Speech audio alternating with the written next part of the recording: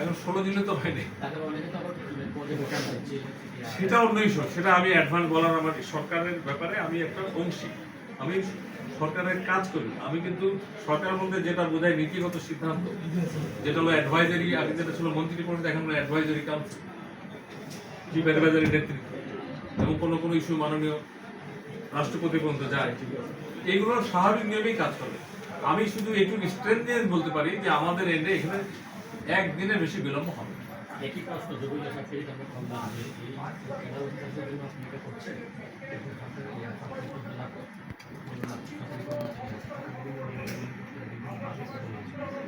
এখানে আরো তার চেয়ে বেশি পদোন্নতি পেয়েছে, এরপরে আপনার বঞ্চনা তৈরি হয় না তাদের এটা কিন্তু অলরেডি আমরা অন্তত আমাদের মন্ত্রণালয় ইনিশিয়েটিভ নিয়েছে, এরকম আরো সব মন্ত্রণালয় করতে পারতো, করেনি। এই জন্য পরশুদিন আমরা একটা আমাদের অনলাইন সার্কুলার দিয়েছি, অনেকে এটা নিউজও করেছেন, 15 দিন টাইম দিয়ে সব মন্ত্রণালয়ে গ্রেড 3 অ্যান্ড অ্যাবভ এদের দরখাস্ত প্রসেস করে সচিবের মাধ্যমে আমাদের এখানে পাঠাবো। অথবা আমাদের যে কমিটিতে করা হয়েছে এটা জমা দেওয়ার পরে যে শেষ হয়ে গেছে তা না, এই একটা 15 দিন টাইম দিচ্ছি। এই টাইম সব মন্ত্রণালয় থেকে আসলে কোথায় আমরা ওই কমিটিকে দেবো, ওখান থেকে আবার যারা বললেন যে অন্য অন্য ক্যাডার তারাও পাবে।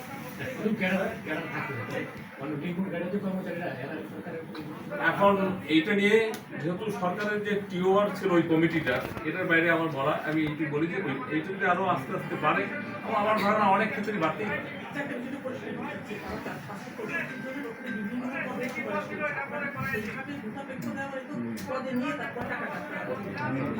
না, এটা না, পদে বসানো এক জিনিস, পদমর্যাদা এক জিনিস। এটা হলো ওই পদে পদমর্যাদায় তাকে জিওটা দেওয়া হবে, এবং ক্যালকুলেশনটা করবে এজি অফিস, তাদের সায়েন্টিফিক নিয়ম আছে কে কোন তারিখে কোন পদে গেল। এই সিম্পল এই জিনিসটা হলো আমরা বলি, এটাকে বলি জিও বলি এক কথায়, যে গভর্নমেন্ট অর্ডার। আর এরপরে যেগুলো এটাকে বলে ফাইন্যান্সিয়াল, যাকে 4 ধাপে পদোন্নতির সুপারিশ করা হয় তাকে তো যখন আর্থিক বেনিফিটটা দেওয়া হবে, তার মানে তাকে অতিরিক্ত সচিব, জয়েন্ট সেক্রেটারি, তাই তো স্যার বিষয়টা এক্স্যাক্টলি। এবং সর্বশেষ যারা বেনিফিট হবে, উনি লাস্ট কোন সিলিং এ গেলেন ওই দিন থেকে ওই তারিখ থেকে তার পেনশন বেনিফিটটা ওইভাবে হবে। মূল বেনিফিটটা তার পেনশন হবে হোল লাইফ। তিনি বলছেন এটা কি পদোন্নতি না পদমর্যাদা? পদমর্যাদা, পদোন্নতি না, এটা পদমর্যাদা। আপনি যদি পদে বসেন তাহলে মনে করতে পারেন পদোন্নতি, আর যদি আপনি পদে না বসেন সমসাময়িক চুক্তিভিত্তিক নিয়োগ দেওয়া হয়, বলা হয় অমুকের পদমর্যাদায় তাকে নিয়োগ দেওয়া হলো। অবসরে গেলে কি পদোন্নতি দেওয়া যায়? এইগুলো আমি এত ডিটেলসে যেতে চাচ্ছি না, যেহেতু একটা স্পেশাল, আমার মনে হয় 53 বছরের মধ্যে এইরকম একটা সিচুয়েশন আমরা ফেস করতেছি। আপনাদের কারো বয়সে এখানে 53টা, সবারই একটা কম আছে, এগুলো দেখেনি।